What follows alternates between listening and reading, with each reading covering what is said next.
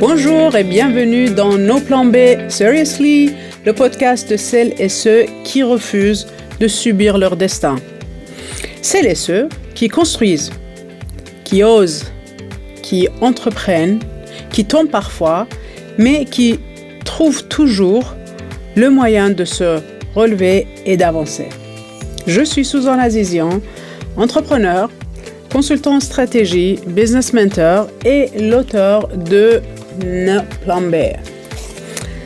Aujourd'hui, je reçois un homme qui accompagne depuis des années les dirigeants, des créateurs d'entreprises et des entrepreneurs dans leur moment le plus stratégique, mais aussi dans les plus difficiles.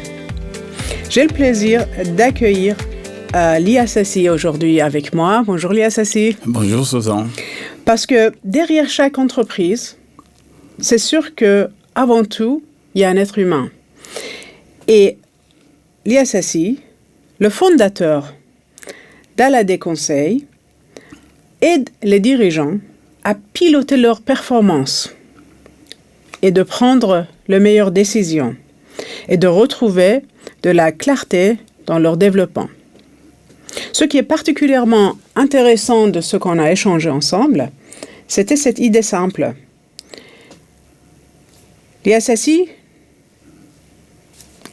croit et nous fait savoir que les dirigeants qui réussissent le plus ne sont pas ceux qui savent tout. Ce sont ceux qui ont la lucidité et l'humilité de reconnaître qu'ils ont besoin d'aide. Alors aujourd'hui, on va parler ensemble de leadership, de performance, de réussite, mais aussi d'échec. Oui, tout à fait. De solitude du dirigeant, mais aussi des qualités humaines qui permettent réellement de construire une entreprise durable. Bienvenue dans notre épisode et au plaisir de recevoir Lia Sassi. Tu peux nous présenter par toi-même, s'il te plaît? Oui, Suzanne. Oui, bonjour. Donc, je me présente. Je suis Lia Sassi Mazouf. Donc, je dirige Alade Conseil, donc une entreprise que j'ai créée en 2014, après un parcours long, aussi bien dans le professorat que dans l'accompagnement des entreprises. Donc, j'ai toujours fait tout ça en parallèle. Et donc, tout ce parcours-là m'a permis d'arriver à Alade Conseil un jour, donc en 2014, qui a toujours été mon plan A. Ah oui. D'accord, tu peux nous raconter un peu. Quand tu dis que tu étais dans l'administration, enseignement, voilà, et comment ça se fait que tu es arrivé dans le domaine de plus leadership et de l'accompagnement des dirigeants? Alors, j'avoue que depuis toujours, j'ai toujours eu envie, en fait, d'entreprendre. Paradoxalement, j'ai toujours envie d'entreprendre et je suis tombé dans l'enseignement par hasard, par le pur hasard, parce que j'étais étudiant à l'époque, il y a 37 ans quand je suis arrivé en France, donc j'étais étudiant en 3e cycle d'économie et gestion d'entreprise et je cherchais en fait à travailler en fait en plus de mes études, comme font beaucoup d'étudiants. Et à l'époque, j'avais su que le rectorat recrutait des étudiants aussi pour enseigner. Je me suis dit, tiens, c'est pas mal ça comme idée, je vais essayer, je vais enseigner, et puis ça me permettra d'avoir du temps pour faire mes études et d'avoir un peu d'argent, comme font les étudiants en général. Puisque l'enseignement, à l'époque, il me fallait que je devrais donner des cours de 14-16 heures par semaine à peu près. Donc voilà. En fait, du coup, je suis tombé dans l'enseignement, dans la pédagogie par hasard. Par hasard. Parce que mon projet, c'était de finir mes études d'expertise comptable. Donc d'abord, mon 3e cycle d'économie-gestion et poursuivre en expertise comptable pour entreprendre et accompagner les entreprises. Donc finalement, en commençant à enseigner, j'ai rencontré ma femme, mon épouse, qui, elle, était dans l'enseignement. Et finalement, l'amour a fait que, comme nous avons du coup eu la chance de prendre nos vacances ensemble en même temps, elle m'a dit, mais t'as qu'à rentrer dans l'enseignement. D'accord. Et j'ai passé le concours et je suis devenu professeur d'économie et gestion d'entreprise. Donc, en 96 précisément. Donc, et en ce moment-là, je me suis dit, bon, qu'est-ce que je fais de l'entrepreneuriat? C'est ce que tu voulais depuis le début. Tout à fait. Donc, pour ne pas perdre ce fil-là, alors j'ai continué donc du coup, tout en enseignant, à être consultant. En plus des cours que je donnais donc, pour ma fonction, pour laquelle j'étais payé par l'administration. Donc, je me suis mis consultant en entreprise et donc j'ai commencé à accompagner les chefs d'entreprise à l'époque qui étaient plutôt des créateurs d'entreprise. D'accord. Et donc, je suis rentrer dans un format qui était financé à l'époque par une institution qui était rattachée à une branche professionnelle, qui était la branche professionnelle de l'hôtellerie-restauration à l'époque. Et donc, ça m'a permis de vivre une aventure extraordinaire parce que j'ai accompagné plus d'une centaine de créateurs d'entreprises dans ce domaine-là. Centaine. Une centaine, oui. Et parmi eux, il y a quelques pépites, puisqu'il y en a un qui est chef étoilé, dont on aura l'occasion peut-être d'en parler tout à l'heure dans les anecdotes. Et donc, ce travail, c'est cette première partie-là de ma vie. Et je menais en parallèle donc mon plan que j'avais en tête, qui était d'être entrepreneur, mais tout en étant professeur. Et puis à un moment donné, l'amour de la Bretagne, parce que ma femme est à moitié bretonne, donc j'allais en vacances souvent là-bas, m'a amené à me dire il faut que je quitte la région parisienne, parce que j'étais dans les Yvelines. Et ensuite, donc, ce que j'ai fait, c'est que pour éviter de perdre trop de temps avec les histoires de mutation et tout ça, donc j'ai passé un nouveau concours en fait dans l'administration, qui s'appelait, pour une fonction qu'on appelle conseiller en formation continue. D'accord. Et donc, j'ai passé ce concours-là pour le rectorat de Rennes et j'ai été reçu tout de suite en 2007. Et on m'a offert un poste au rectorat de Rennes pour être conseiller du recteur sur la formation continue. Donc là, c'était un job qui était différent de mon job principal de professeur, mais c'était un job quand même qui restait dans la pédagogie, mais qui était plus adressé sur le monde professionnel, pour les salariés, les demandeurs d'emploi, etc.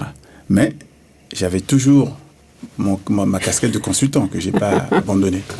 J'ai gardé entreprendre. Et j'ai continué à entreprendre. Et donc, l'expérience que j'ai pu rajouter à mon expérience de professeur dans la partie entrepreneuriat, une fois que j'ai eu cette casquette-là, ça a été en fait d'accompagner les entreprises, cette fois-ci, non pas les créateurs, mais celles qui existaient déjà. Parce que là, j'ai eu une opportunité. La vie est toujours question d'opportunité. Donc, j'ai eu une opportunité de pouvoir répondre à un projet qui m'a emmené donc à accompagner des entreprises dans le domaine industriel et notamment et un peu dans le bâtiment aussi, sur des problématiques qui sont liées aux ressources humaines. En fait, pour la stratégie de leur entreprise, mais orientée vraiment pilotage humain. Et donc ça m'a permis d'avoir une cinquantaine d'accompagnements. Ouais, donc bien. Le panel est assez important. Et finalement, à un moment donné, je me suis dit, il est peut-être temps que je puisse travailler tout seul en tant que vrai entrepreneur, puisque là, j'avais... Tu as mis déjà en place tout ce que j'avais. Donc, j'ai un parcours qui me permettait de se dire maintenant, il faut vraiment que j'y aille, parce que si j'y vais pas maintenant, à un moment donné, j'irai pas. J'irai plus. Et donc, je l'ai fait. Donc, j'ai pris la décision en 2019 de quitter l'administration. Donc, j'ai demandé une mise en disponibilité et j'ai quitté l'administration. Donc, j'ai créé Aladé Conseil. Et pour la première fois, c'est avec Aladé Conseil que je me suis retrouvé comme un vrai entrepreneur qui allait vivre de son entrepreneuriat. Puisqu'au départ, j'avais un salaire et en même temps, je faisais de l'entrepreneuriat, enfin, je faisais de l'accompagnement à côté.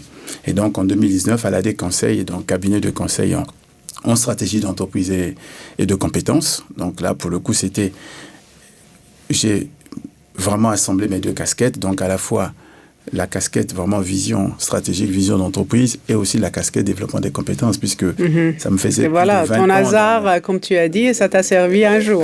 Ça m'a servi. Et oui. Et du coup, dans Aladé Conseil, en fait, j'ai rassemblé tout mon parcours. Parce que du coup, pour une fois, je suis entrepreneur, j'ai mon entreprise, j'ai recruté des salariés, donc j'ai développé l'activité avec Aladé Conseil assez rapidement, sur les 4 premières années. Et ensuite, en 2022, donc j'ai eu l'opportunité de faire une croissance externe. Donc j'ai racheté une entreprise, une école, du coup. Tu es revenu sur encore la formation. La formation, mais en tant que patron. Entrepreneur. Puisque entrepreneur. Voilà, donc j'avais les deux sociétés, donc Aladé Conseil et cette école-là qui s'appelait IMSCOF. Pourquoi je dis s'appelait? Parce que du comment malheureusement par les hasards donc de la vie, l'école n'a pas survécu. Mais bon, c'est comme ça. Ce qui est important lorsque on avance, c'est des fois d'accepter aussi qu'il y a des moments où ça ne marche pas, et quand ça ne marche pas, il faut prendre des bonnes décisions. Et donc j'ai arrêté l'école. Et je me suis recentré cette fois-ci sur Aladé Conseil depuis l'année dernière, où je redeviens patron que d'une seule entreprise, mais avec une stratégie de repositionnement sur l'accompagnement du dirigeant, mais cette fois-ci sur le pilotage de la performance, c'est-à-dire piloter la marge. En fait, beaucoup de dirigeants d'entreprise ont surtout dans les PME, hein, souvent c'est à la fin de l'année qu'ils se rendent compte de ce qui se passe. Et donc mon travail désormais, c'est de les accompagner sur un pilotage au fil de l'eau pour gagner et garder en fait donc, dans la durée. En tant qu'étudiant, tu as suivi Lazare. Tu es parti dans la formation, tu as toujours eu envie tu savais que tu veux devenir entrepreneur. Et après, tu as suivi l'opportunité et après, tu as attendu le bon moment, boum. Voilà, tu as réalisé ton rêve, ton projet. Et dans ton projet, tu as servi de tes anciennes expériences pour bien sécuriser ton vrai... ta finalité ou ton projet d'entreprendre. Tu as osé, on va dire, tu n'as pas eu peur de t'investir dans une école que tu as rachetée. Tu as donné tout ce que tu as eu, mais à un moment donné, en tant qu'expert, tu as décidé de lâcher cette école. Oui, est-ce que tu vois ça comme un échec ou ça fait partie de ton expérience, de tes défis, ou ça fait partie du vide d'un business, quoi? C'est une excellente question. C'est vrai que cette question m'a travaillé moi-même, puisque du coup, quand ça arrive, ce genre de choses, on se remet en question. Même si, naturellement, moi, en tant que consultant et coach, j'ai pas de difficulté à me remettre en question. J'ai réfléchi.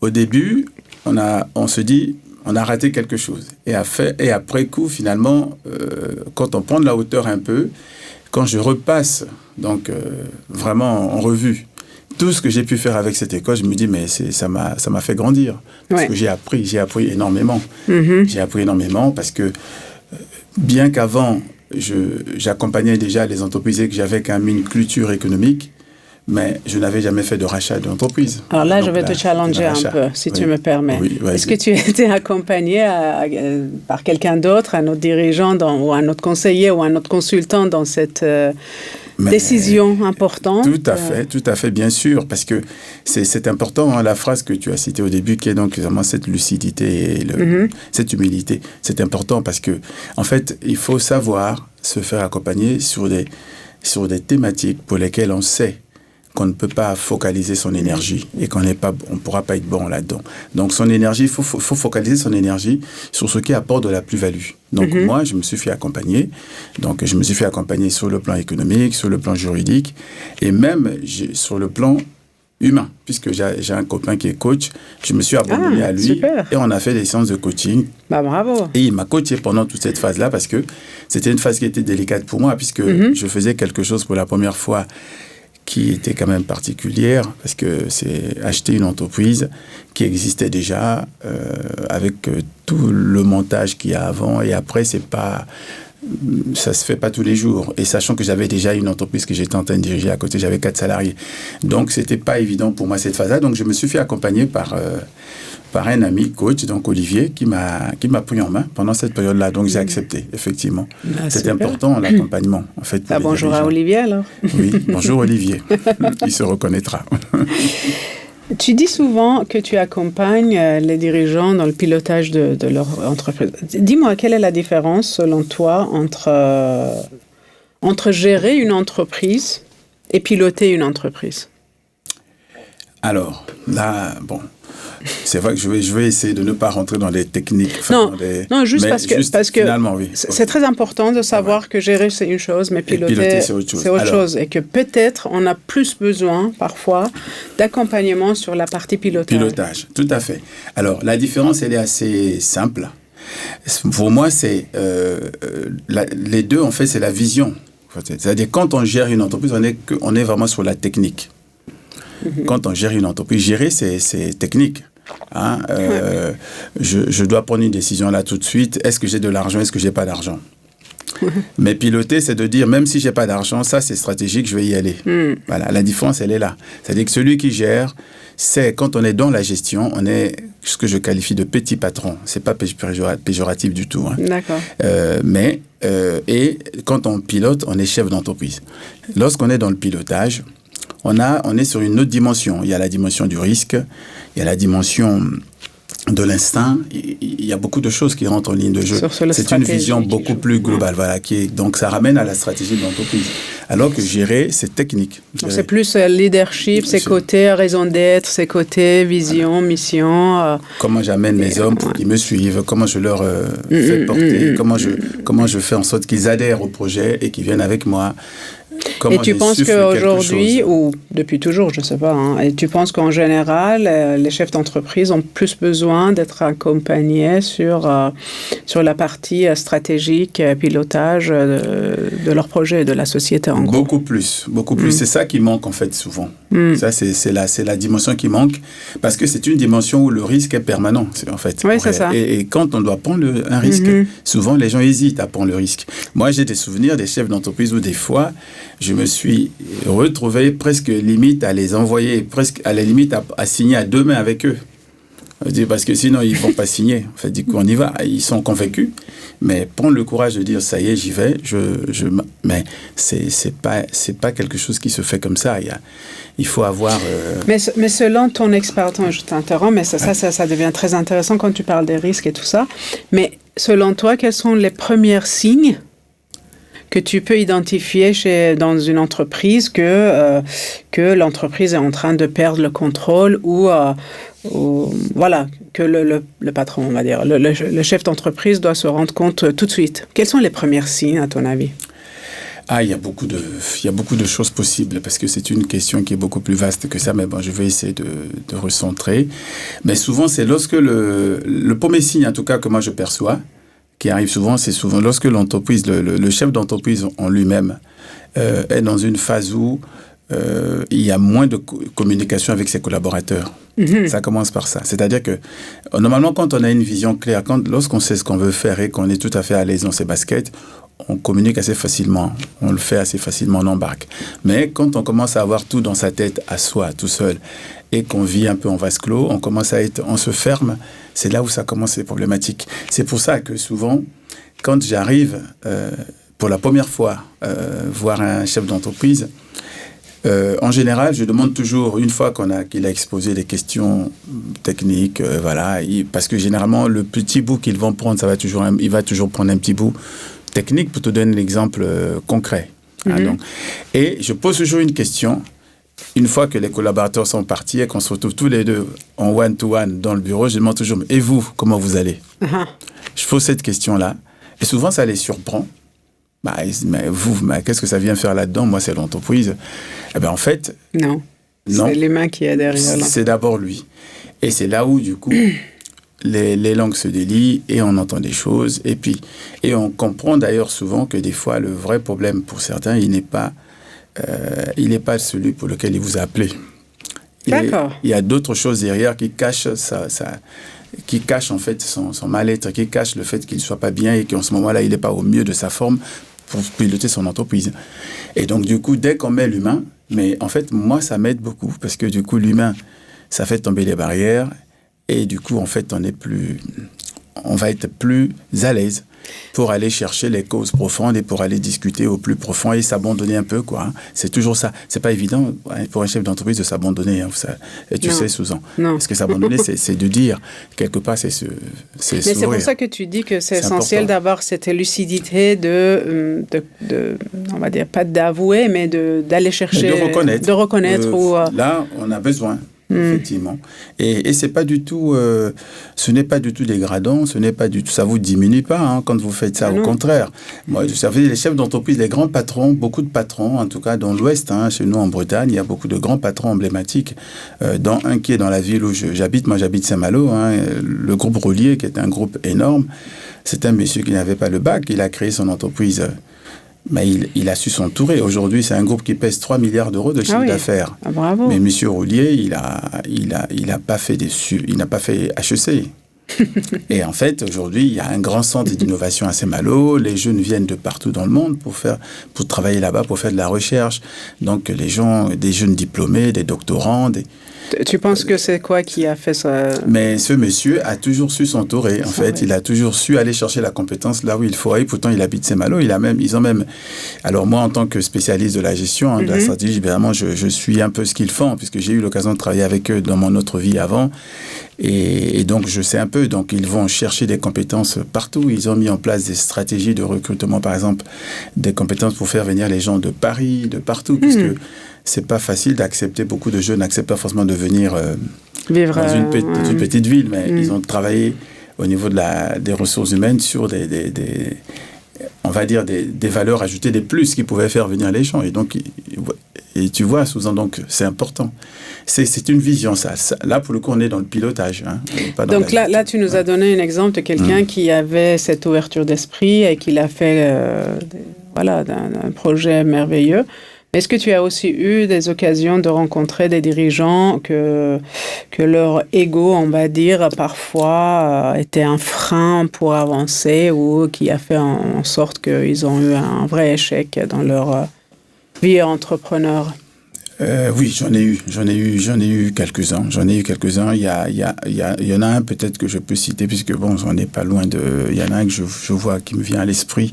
C'était à l'époque, j'habitais à Versailles, donc j'accompagnais donc j'accompagnais à l'époque, c'est lorsque j'accompagnais les créateurs d'entreprises en hôtellerie-restauration. Donc, il avait un super projet sur Versailles. Donc, il devait faire un super restaurant italien. Il faisait venir un chef italien. Enfin, il avait trouvé un endroit magnifique qui allait bien. Donc, c'est moi qui pilotais, en fait, avec eux, le projet. Et donc, il fallait demander un crédit bancaire, hein, comme souvent on a recours dans ces cas-là. Donc, il a monté un dossier et donc, on s'était mis d'accord. Moi, je lui avais donné à l'époque les différentes possibilités. Je lui ai dit, écoute, si la banque te donne tel montant, tu devrais l'accepter, même si c'est pas ce que tu veux au départ, parce que le reste, on peut trouver par d'autres moyens. Il n'a jamais voulu écouter. Il voulait à tout prix, en fait, avoir suffisamment que la banque lui finance aussi son besoin en fonds de roulement. Et ça, c'est quelque chose que les banquiers n'aiment pas trop, à moins de te prendre des garanties. Mais il n'écoutait pas. Donc, ce qui s'est passé, c'est que la banque... j'ai accompagné donc au premier rendez-vous. La première banque a accepté, mais a donné exactement le montant sur lequel je m'étais fixé, puisqu'on avait fait des... Et donc, il m'a dit, mais non, on ne va pas accepter ça, c'est pas suffisant. Donc, la banque a envoyé un accord. Et il avait déjà payé, à l'époque, je crois, 100 000 euros pour réserver le fonds. Donc, mais dans ce cas-là, tu ne peux plus te désister si tu ne prouves pas que tu n'as pas trouvé de prêt. Exactement. Eh ben, toutes les autres banques qu'il a vues n'ont pas voulu, de toute façon, lui donner ce qu'il voulait. Donc, il fallait qu'il accepte le premier. Il n'a jamais voulu. Mais résultat, c'est parti en procès. Il n'a pas eu le restaurant. Quelqu'un d'autre l'a eu. Et il n'a même pas récupéré les 100 000 qu'il avait payés, puisqu'il ne pouvait pas justifier qu'il n'avait pas... Il ne pouvait pas justifier qu'il n'avait pas obtenu de prêt, en fait. Puisqu'il avait obtenu un prêt qui lui était donné. Sauf que pour lui, ça n'était pas suffisant. Donc ça, c'est un exemple. Moi, ça m'avait marqué parce que je l'appelais le doyen à l'époque. C'est un doyen, je dirais pas. Mais il a eu l'occasion de diriger des grandes maisons, y compris une grande maison parisienne, donc il y avait des moyens. Donc il le reconnaît, il voulait pas admettre qu'il avait tort sur cette question. Mais ils étaient deux associés et l'autre associé lui en a voulu. Et c'est un projet qui n'a pas pu se monter alors que c'était un vrai, très, très, très beau projet. Oui. Donc ça, c'est un des exemples. Lorsqu'on est dans sa suffisance et qu'on n'écoute pas, il faut savoir aussi un peu quand on demande un conseil, quand on va se faire... Ça ne veut pas dire que le consultant ou le conseiller a raison pour tout. Mais lorsqu'on est sur des choses assez concrètes où on vous dit, bon, ça, par expérience, j'ai vu ça, ça, ça et ça, tu devrais plutôt... Mais il faut essayer d'accéder par moment à ça et puis et laisser un peu de côté son orgueil. mais là, tu dis que, par exemple, toi, en tant qu'expert, tu peux identifier les premiers signes qu'une entreprise est en train de perdre le contrôle, c'est manque de communication de dirigeants avec le reste de l'équipe. Mais le dirigeant lui-même, à quel moment il doit comprendre qu'il a besoin? Parfois, en tant que dirigeant, on est tellement sous l'eau, on va dire. On est tellement pris par côté opérationnel, parce que surtout dans les PME, parce qu'après les grandes entreprises, c'est un peu différent avec les différents comités d'entreprise et autres. Mais les PME, les petites entreprises, ils ont souvent du mal à avoir ce recul C'est pas qu'ils veulent pas, hein, c'est pas leur fierté ou qu'ils sont pas lucides ou autre. C'est juste que ils ont pas l'ouverture d'esprit. C'est juste que ils ont pas le temps, ils ont pas la réflexion, ils sont tellement sous l'eau que quand ils se réveillent, parfois c'est trop tard. Et quel est ton conseil? À quel moment ce type de profil de personne doit se mettre l'alerte? Là, on a vraiment besoin d'aide. Il faut aller chercher l'aide. Maintenant, ça peut être l'aide dans le pilotage stratégique, même la gestion, même business coaching. Je ne sais pas, ça peut être plus différents types de l'aide. Alors, lorsque les choses commencent à vous échapper, on s'en rend compte quand même, je veux dire, à un moment donné. C'est-à-dire que le dirigeant, dans son entreprise au quotidien, c'est comme quand on est au volant d'une voiture, donc on conduit. Quand on commence à avoir le sentiment que finalement, on est débordé de tout, parce qu'il y a des moments où on est débordé, mais on panique pas, parce qu'en fait, on sait que c'est sous contrôle, en fait, puisque tout va bien. Mais lorsqu'on commence à voir qu'on contrôle plus grand-chose, parce qu'il y a des signes, hein, ça peut être votre trésorerie qui baisse, ça peut être tout simplement l'activité qui descend, ça peut être votre marge qui baisse, ça peut être vos salariés qui sont plus beaucoup motivés. En fait, il y a plein de signes, hein, qui font que du coup, il faut se dire, bon, là, il y a quelque chose qui ne va pas, il y a une certaine osmose qu'il y avait d'habitude que je ne vois plus. Donc, peut-être qu'il y a quelque chose. Il faut peut-être que je me bouge. Et c'est important. Mais ça appartient à chacun. Ça, c'est quelque chose c'est très personnel, ces questions-là, parce qu'on peut toujours le dire comme ça, là, en conseil, en disant dès que vous sentez qu'il y a plein de choses il y a des signaux, hein, donc j'ai donné les signaux directement économiques, des signaux sur l'humain, etc. Mais il y a aussi la personne. Il y a des personnes qui sont dans la maîtrise totale. Quand on est dans la maîtrise totale, malheureusement, si personne ne vous dit « mais tu devrais peut-être aller frapper à la porte là-bas », on ne le fait pas forcément. Dans le meilleur des cas, tout ce que je leur souhaite, c'est qu'ils puissent avoir vraiment cette lucidité au moment où ils se rendent compte que les choses leur échappent et qu'ils n'ont pas, et que tout ce qu'il y a autour ne fonctionne plus comme avant, et que les choses ne sont plus tellement alignées. Il y a la marge, il y a l'humain, il y a l'environnement, il y a l'entourage. Il faut pas hésiter à les consulter. C'est important, à faire appel à quelqu'un d'extérieur pour que lui puisse venir regarder. Parce qu'en réalité, quand on est dedans, tout à l'heure, tu parlais de l'opérationnel, ils sont dans l'opérationnel. Lorsqu'on est dans l'opérationnel, on est soi-même on est dans quelque chose, on ne s'extrait pas, on ne peut pas s'extraire de ça pour observer. En fait, l'important, c'est qu'il faut que quelqu'un puisse observer ce qui se passe. Celui qui est dedans ne peut pas s'extraire de lui-même du bocal pour observer. Donc, celui qui est à l'extérieur, il n'y a que lui qui peut venir avec un regard nouveau, qui peut voir tout de suite d'un premier regard ce que vous ne percevez plus, puisque vous le voyez tellement tous les matins. Vous voyez, c'est important ça. Donc, il faut l'accepter. L'accepter, se dit, tiens, là, il faut peut-être que je demande à Mais après, il y a des dirigeants qui pensent que d'aller chercher de l'aide, c'est un signe de faiblesse aussi, hein, qu'ils n'ont pas réussi à le faire correctement. Il y a beaucoup de dirigeants, parce qu'il y a des gens qui mélangent le leadership avec je sais tout. Mais oui, alors, en fait, c'est moi qui va leader tout, c'est moi qui va mettre les... Voilà, non. Ben oui, c'est pour ça que je parle de lucidité et d'humilité, parce qu'en fait, le leadership, c'est d'être capable de penser, ma question, c'est que ça vient d'où cet état d'esprit qui n'est pas correct, on est bien d'accord. C'est la faute de la société. La définition de leadership, de chef d'entreprise, les écoles de commerce qu'ils ont, on va dire, éduquer les managers, les chefs d'entreprise, les CEO. Mais ça vient d'où, à ton avis, cette malinterprétation? À mon sens, c'est culturel. Culturel. Mais c'est vraiment personnel. En fait, en école, moi, j'ai enseigné le management pendant des années. Ça fait des cours de management. On donne en économie gestion, en économie d'entreprise.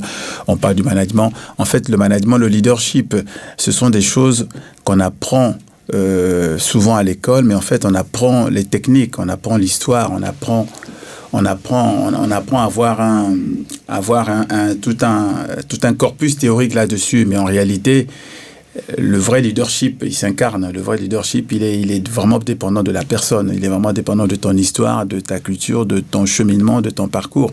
Moi-même, je me suis surpris, effectivement, évoluer. J'ai vu, il y a 20 ans, j'avais des réactions que j'aurais plus aujourd'hui. En tout cas, dans mon rapport à comment j'accepte que là, je ne sais pas, il faut que je fasse profil bas, d'être en position basse, comme on dit en coaching. Et la position basse, accepter la position basse, de dire on ne peut pas toujours être en position haute, et que la position basse est salutaire aussi. Et d'ailleurs, c'est la meilleure façon des fois pour arriver à ses fins. Et donc, un bon leader, c'est celui qui sait être lucide, qui sait reconnaître quand il ne sait pas, quand il ne peut pas faire. Et de toute façon, tes collaborateurs, ton équipe, ils te seront reconnaissants si tu as su avoir justement l'humilité au moment où il fallait pour les sauver, plutôt que de rester dans tes suffisances et finalement tout perdre, en fait, en réalité. Donc, un vrai leader, c'est celui qui sait se mettre en position basse quand il le faut. Maintenant, ça, c'est important. Tu as dit quelque chose de très intéressant. Il y a 20 ans, tu voyais les choses différemment. Aujourd'hui, tu as une sorte de, moi je dirais, maturité, l'expérience, lucidité, tout ça qui s'installe chez la personne, chez toi. Alors là, c'est intéressant de savoir, est-ce que tu penses que... Alors, on ne parle pas de taille de l'entreprise, imaginons la même taille de l'entreprise. Est-ce que le dirigeant, selon son âge, il peut avoir plus besoin ou moins besoin? Ça veut dire, bon, il y a deux freins aussi. Les plus jeunes... Je vois où tu veux en venir. Voilà, donc aujourd'hui, tu vois, même les présidents des États sont des très jeunes. Hein, et là, certains. Donc les jeunes... je ne sais pas, un jeune diplômé qui a hérité l'entreprise de son papa, on va dire ça comme ça. Maintenant, il est dirigeant. Maintenant, est-ce que lui, il a plus besoin de cet accompagnement, ce coaching, ou quelqu'un qui est mi-senior ou un vrai senior, ou quelqu'un qui est senior et que parfois il pense que moi, à mon âge, avec toute l'expérience, avec toute l'autorité que j'ai, non, je ne veux même pas le faire. Donc, est-ce qu'il y a une liaison avec l'âge, la maturité, l'expérience ou pas? Alors, je vais te donner une réponse à la normande. Oui et non. Oui et non. Oui, c'est-à-dire qu'en réalité, il y a effectivement, je pense en tout cas, je postule qu'il y a un lien quand même entre l'âge, en tout cas l'expérience, puisque je vais parler plutôt d'un thème d'expérience, pas forcément en thème d'âge. Oui, mais l'expérience vient avec l'âge. L'âge, voilà. Non, mais c'est pour ça. Donc, du coup, parce qu'un jeune qui a commencé très tôt et qui a une très bonne expérience dans des domaines, il faut se forger une maturité au bout de quelques années, parce que c'est l'expérience. Mais donc, du coup, comme l'expérience, il y a la notion du temps. Donc, on va parler de l'expérience. Et oui, dans l'expérience, ça joue. C'est important. La notion du temps, c'est un peu ce qu'on apprend, puisqu'on apprend par rapport à ses échecs, on apprend par rapport à ses réussites aussi. Et puis avec le temps, on accepte aussi à abandonner certaines choses. Mais globalement, il y a quand même un autre facteur. Le non est plutôt dans le sens où ça dépend beaucoup de l'état d'esprit de la personne, parce qu'il y a des gens qui, même en vieillissant, en prenant de l'âge, en ayant de l'expérience, peuvent rester des fois bloqués, peuvent avoir des blocages sur certaines choses, parce que la question de l'ego, hein, donc c'est vraiment la question de l'ego. Quand on a un ego qui est surdimensionné, enfin, je vais rester, on va pas rentrer dans la psychologie de comptoir. Quand on a un ego qui est tellement important, l'ego peut faire que finalement, on n'accepte pas à un moment donné de se dire, moi aussi, je peux avoir besoin. C'est vrai. Mais donc, c'est pourquoi j'ai dit, ma réponse, elle est oui et non. Oui, parce que l'expérience y fait. L'âge peut être déterminant, parce que du coup, on suppose qu'avec l'âge, on a vécu des choses. Et donc, mais même si on a vécu des choses, on peut quand même avoir des freins si soi-même, on n'est pas câblé pour faire les choses à un moment donné comme il se doit. Parce que moi, j'ai rencontré aussi bien chez les jeunes chefs d'entreprise que chez des chefs d'entreprise un peu plus âgés, des problématiques de blocage. Donc c'est vraiment... l'âge joue, mais pas seulement. Ouais, c'est plus la personnalité, tout à fait. voilà, le caractère de la personne et c'est son histoire. C'est son histoire, son vécu personnel. C'est très important ça. On le constate, mais souvent. Maintenant, un chef d'entreprise qui a des difficultés, bon, ça arrive, qu'il n'a pas réussi son projet comme il voulait et qu'il est vraiment dedans dans les vrais moments très difficiles. On sait très bien que quand on est dans la turbulence, quand on est dans les tempêtes, on ne peut pas être comme lucide qu'on veut.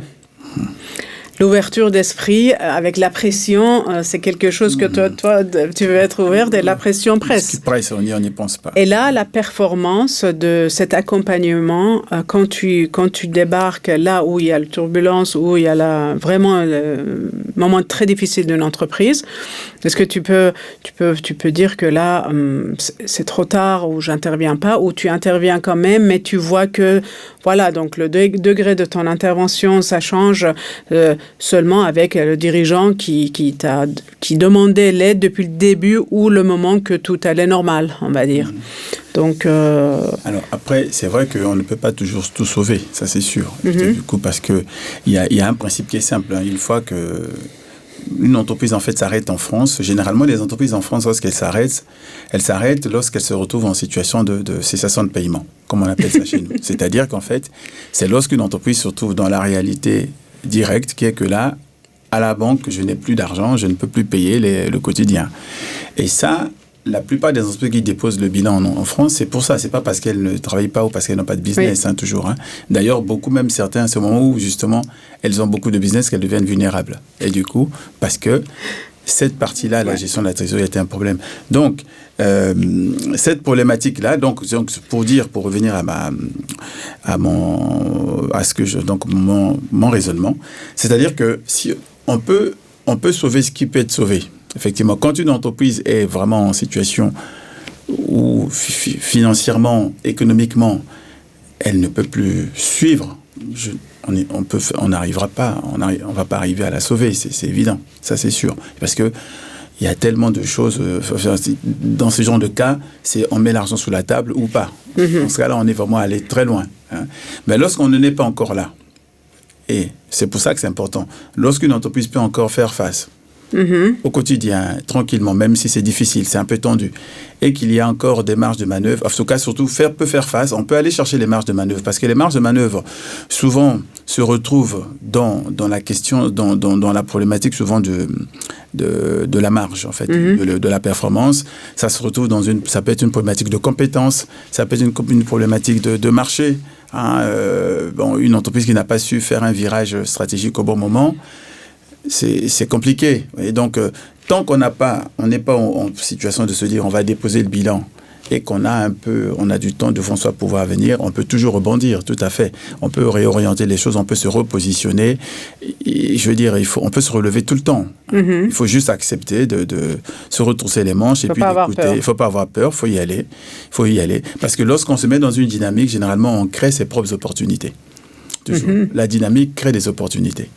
Quand on attend, on se dit, mais non, c'est mort, c'est foutu pour moi, on n'arrivera pas. Mais lorsqu'on se dit, tiens, je ne mets pas devant l'autre, et ainsi de suite, c'est fou comme les opportunités arrivent. Moi, je l'ai vécu, hein, c'est cet exemple-là ce que je suis en train de dire. Les opportunités, elles arrivent dès qu'on se met en mouvement. Et il ne faut pas avoir peur, il faut y aller.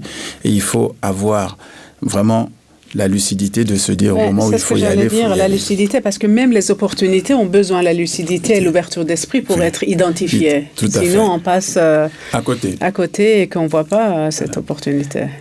Quand on peut sauver, en tout cas, on fait tout pour ça. Moi, j'arrive à booster mes chefs d'entreprise, à leur dire faut y aller, voilà, vous pouvez retomber 10 fois et puis vous relever, il faut y aller.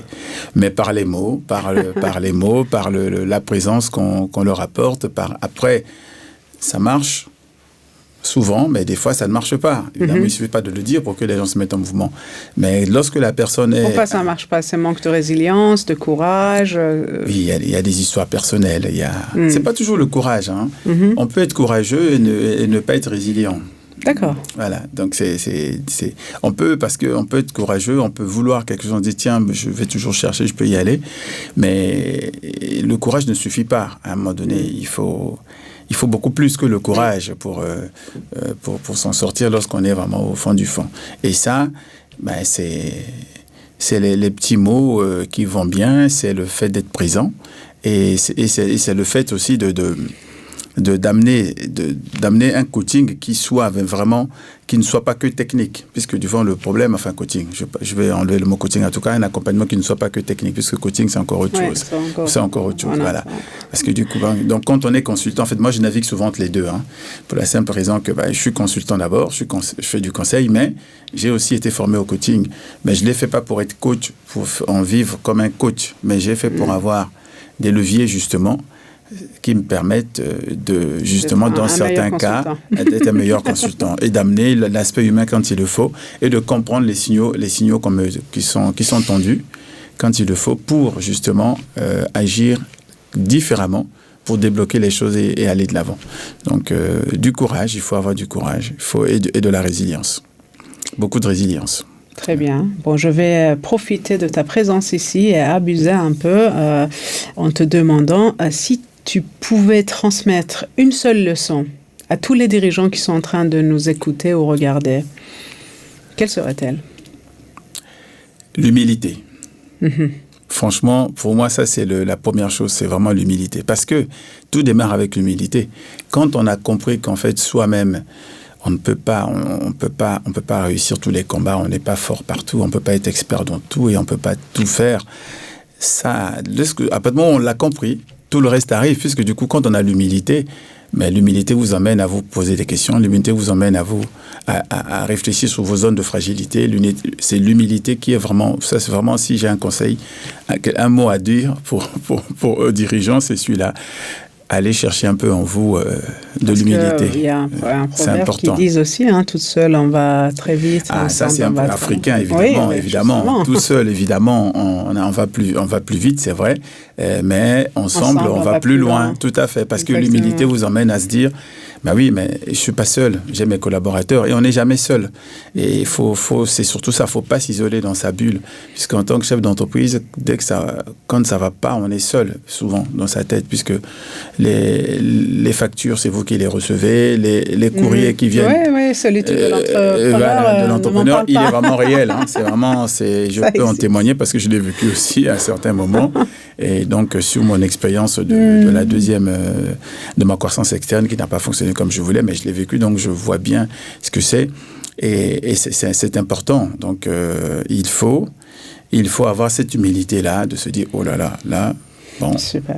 Je ne suis pas seul. Il y a toujours les moyens. Je peux demander à mes collaborateurs, je peux demander à ma femme, elle peut être de bons conseils, je peux demander à mes amis, je peux demander, en fait, il y a plein de choses qui peuvent vous amener à sortir de là. Et surtout, il faut accepter de parler. En fait, il faut toujours appeler les gens pour parler.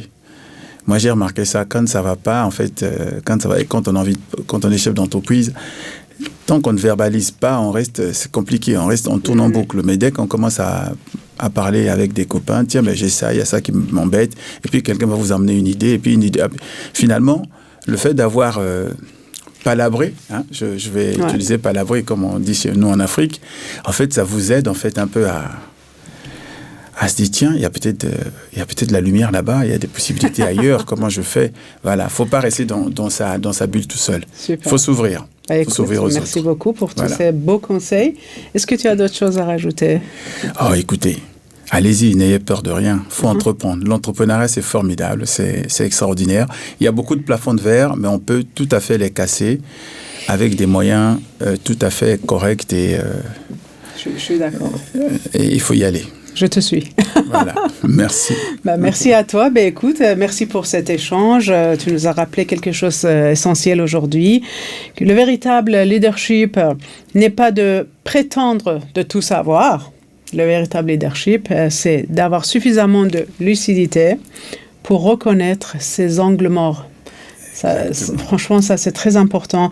Comme tu dis, avoir suffisamment de courage, d'humilité pour demander de l'aide quand c'est nécessaire. Parce que c'est très important ce que tu nous rappelles encore pendant cet épisode. La performance n'est pas une question de talent uniquement. Tu l'as très bien dit. Pas du tout. C'est une question de vision, de discipline, de l'ouverture d'esprit et d'accompagnement. Merci beaucoup encore d'avoir partagé ton histoire, tes conseils. J'ai adoré personnellement. Et vous qui nous écoutez, posez-vous cette question quand même. qui vous aide aujourd'hui pour les entrepreneurs que vous allez devenir demain? Si vous avez la réponse ou si vous avez des questions pour nous, vous savez où nous trouver. On est toujours là sur www.nosplanb.site à vous répondre et un grand plaisir de vous accueillir ici avec nous lors des prochains épisodes. Et voilà, donc restez avec nous pour un autre épisode et surtout n'oubliez pas nos plans B. Sérieusement. Merci.